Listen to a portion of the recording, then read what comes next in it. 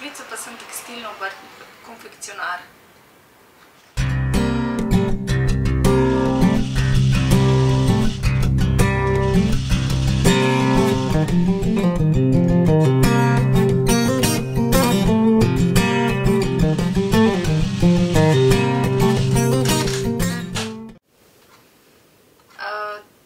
Šiviljski poklic opravljam že 15 let, to delam z veseljem. Delam vso žensko konfekcijo po naročilu, od maturantskih oblek, klasičnih oblek, vsakdanjih opravil.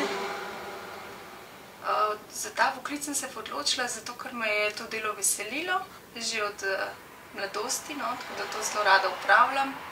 In tudi, če bi se mogla še enkrat odločiti, verjetno bi se za isti poklic odločila. Lahko poveste, kakšna je razlika med konfekcionarjem in šiviljo? Med konfekcionarjem, to sem v bistvu jaz, je kot šivilja, krojač, je pa drugi poklic. Krojač pa opravlja moške stvari, razlika je pa v tem, da se moške stvari krojijo čisto po drugem sistemu kot ženske. Samo šivanje se mi zdi, da je dosti podobno, vendar krojenje je pa čisto po drugačnem sistemu.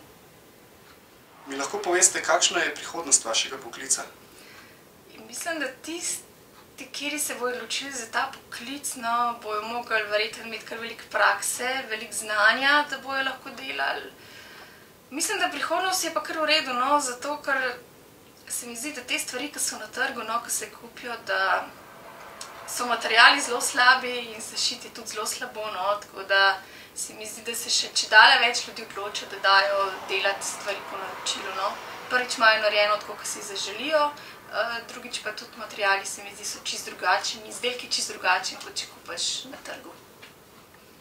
V Sloveniji imamo čedalje več modnih oblikovalcev, hkrati gledamo po televiziji tudi čedalje več televizijskih oddaj o modnih oblikovalcih. Mi lahko poveste, je ta tržna niša mogoče združljiva z vašim poklicem? Ja, je.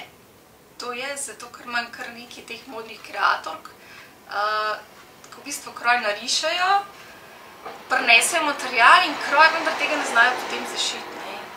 Ker najlažje ti narišeš že lahko, težko je pa pol to spraviti iz papirja na blago, pa pol odrezati pa zašiti, tako da to je kar.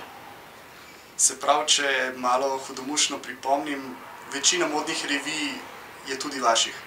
In večina ne, nekaj pa kar, ja. Super. Kaj bi sporočili vsem tistim, ki se za ta poklic zanimajo? Da če bojo vztrajni, pa pridni, pa imeli veliko prakse, da bojo tudi uspeli. Hvala lepa za tale kratek pogovor. Prosim.